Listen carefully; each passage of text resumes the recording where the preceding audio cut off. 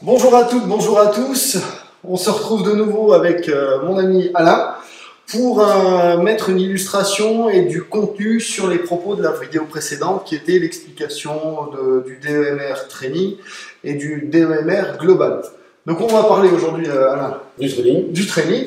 Ok. Donc avec cette application, comme on s'appelle, comme on disait, c'est comme les cours de premier secours. C'est-à-dire qu'on a 10 heures de pratique technique, Oui.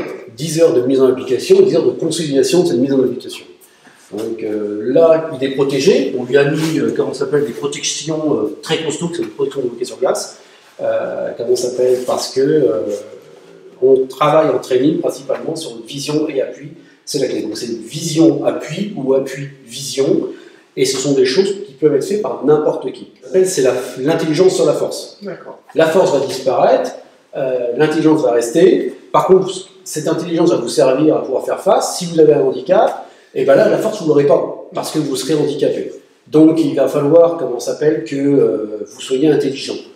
Et c'est là que la technique doit être bonne, parce qu'elle vous permet de pouvoir la faire dans n'importe quelle situation, n'importe quelle condition physique. Parce que l'agression, s'il y a lieu, et je ne vous l'espère pas, elle sera faite dans des moments pas forcément favorables. Pas parce que vous êtes au taquet, à 100%, tout va bien dans l'environnement, et on a tout un tas de choses, on rentre dans sa voiture, toujours dans une situation compliquée en fin de compte. Elle doit être très simple, efficace, comme les cours de premier secours, c'est très vite, on fait les choses efficaces à part. Et le principe de faire vision et appui, c'est le fait qu'on s'appelle de l'amener à ne pas avoir d'handicap, mais avoir une douleur qui va le faire boiter, et moi qui va me permettre de pouvoir courir. Donc si je cours, lui boite, je vais plus vite que lui. Donc je peux fuir et partir. Parce que le principe, c'est de ne pas lâcher. Je vous rappelle, on doit être dans le cadre de la loi, on va respecter la loi, et ne pas se retrouver sur le banc des accusés alors qu'on a été agressé. Il y a l'engagement, ouais, ça c'est important. Vous êtes obligé d'avoir de l'engagement, mais l'engagement n'est pas associé à la stupidité et à la violence. D'accord. Tu leur montres? Ouais. Sur un truc tout bête, c'est que la main arrive ici, qu'est-ce qu'on fait? Voilà, il vient pousser. C'est là qu'on retrouve Fabien avec le systéma, c'est que nous, on ne va pas résister. Par contre, voilà ce qui se passe. C'est-à-dire qu'à partir du moment où on a géré, la tête est partie en arrière, on a géré un rapport à l'angle mort qui est mis en application, la tête est partie, sa jambe est en bas. C'est là qu'avec le système, on retrouve des systèmes, c'est de comprendre comment fonctionne le corps, la tête est partie, en bas, la cheville, 1, 2, 3, il passe. Il est blessé, ce qui me permet à moi de partir. Et ça s'arrête là. Il n'y a pas d'handicap, on ne va pas lui casser la cheville, à part lui faire très mal à la cheville et qui va le faire boiter, c'est tout ce qui va se passer et nous, on va pouvoir partir. C'est vraiment ça qui est important.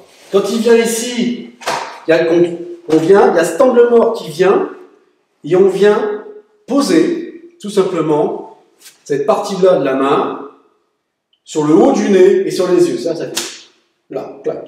On n'essaye pas de lui casser le nez. Par contre, c'est le terrain qui commande, le stress, l'effet tunnel, qui va faire que vous pouvez très bien louper le front et prendre le nez. Ok. Vous cassez le nez, il ne sera jamais géré en invalidité parce qu'il a le nez cassé.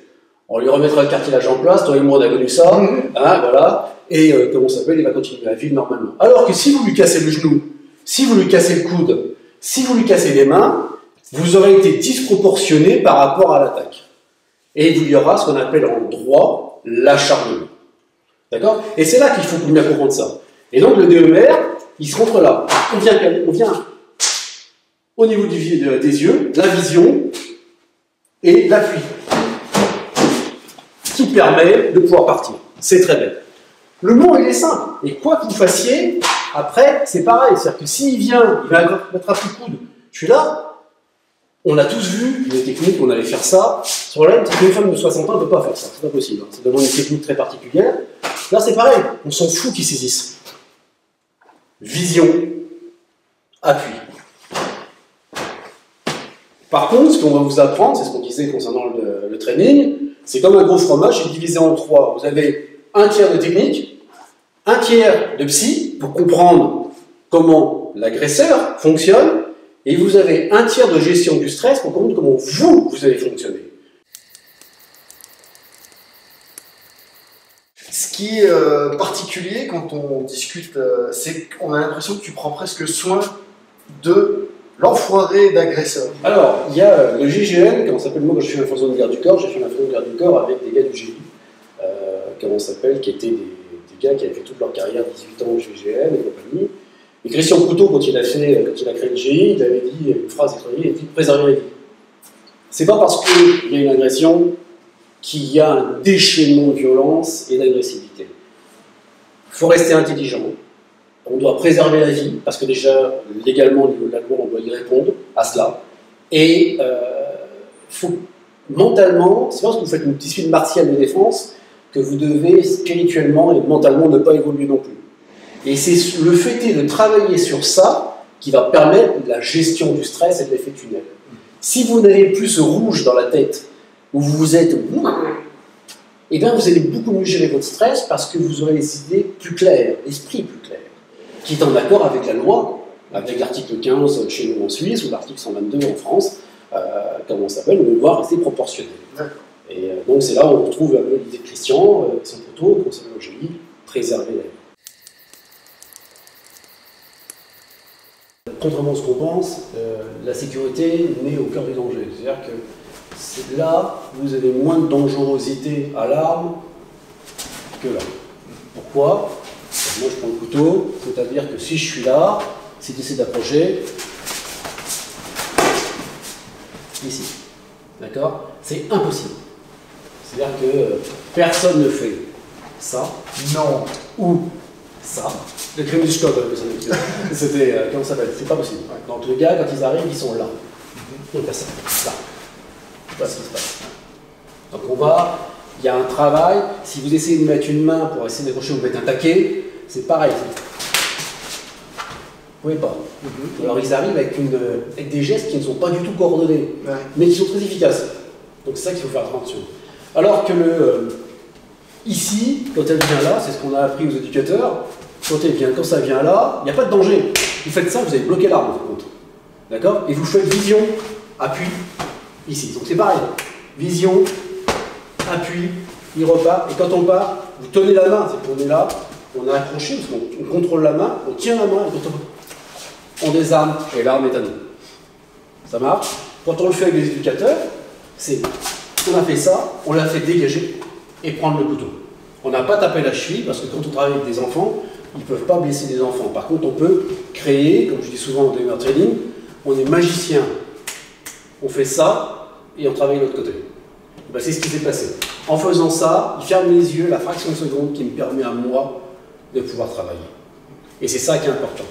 Et, oui. Du coup, donc là, j'ai bien compris entre l'arrivée et moi, si j'ai le couteau et que je suis sur ma phase d'approche, qu'est-ce qui me reste comme choix? Il vous reste, comme on s'appelle, des choix de vous servir de tout ce que vous avez à portée de main.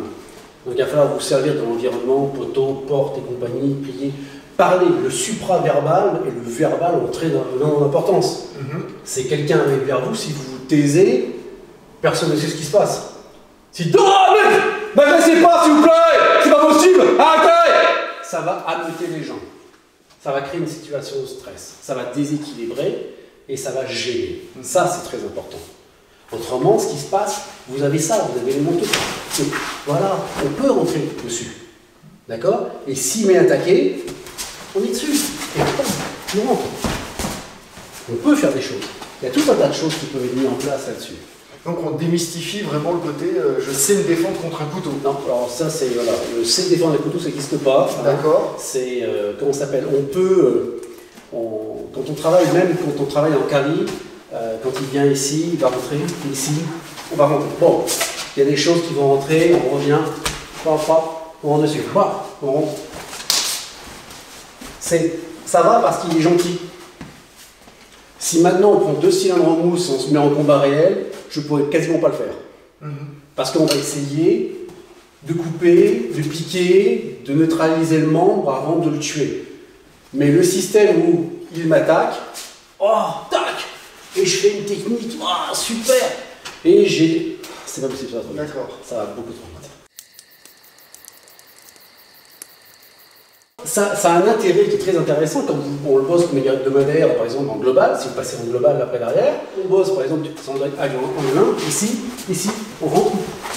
Ça nous permet, comment on s'appelle, d'avoir une dextérité. Ça se fait que par la suite, s'il vient là, on a la dextérité. Ça va. On a une vision de l'espace, une gestion du corps. Tout est, comment ça s'appelle ici. Est très bien. Et le couteau, c'est pareil. Quand vous allez rentrer avec le couteau, c'est la même chose. C'est là. Ici. On rentre. Donc, je ne sais pas si vous avez vu, mais il m'écrase le pied. Détail qui est non négligeable. Ouais, à chaque fois, je viens maîtriser ce que s'appelle les appuis. Le training, c'est fait pour les citoyens. C'est pas la technique magique. Elle correspond à une mise en application sur un pourcentage de réussite dans un cadre particulier. C'est-à-dire que s'ils sont 4, vous êtes tout seul, c'est mort. C'est mort, il faut faire autrement, et c'est là que l'intelligence et la gestion de l'espace est important. Mais après, on apprend comment fonctionne l'autre et comment je fonctionne moi. Et dans cela, il y a effectivement toute cette gestion de l'environnement, comment on gère une portière de voiture, comment on descend un escalier, comment on passe une porte, comment on rentre dans un magasin, comment ça se passe. Il y a aussi la notion, bon, malheureusement pour la France, la Suisse moins, mais pour la France, du terrorisme. Comment ça se passe, comment fonctionne une bombe. Déjà c'est tout bête, hein, mais comment fonctionne une bombe, et cette bombe, comment on se met à couvert. On apprend, comment ça s'appelle là-dessus aussi, comment fonctionne la balistique. Une balle de 9 mm, elle rentre dans quoi, elle traverse quoi. Vous voyez dans les films, les gens se mettent derrière des tables, ils tirent, ils sont protégés. Non, une balle de 9 mm traverse une table. Juste pour info, comme ça. Une portière aussi. Et il y a la problématique qu'il faut anticiper et gérer le plus possible. Si vous en arrivez à faire une technique physique, c'est que peut-être qu'avant, on n'a pas réussi à anticiper une problématique. Je te remercie de nous avoir présenté ce volet du DEMR. On se retrouve bientôt. Tu nous montres la suite. Il n'y a pas de souci. Merci à toi.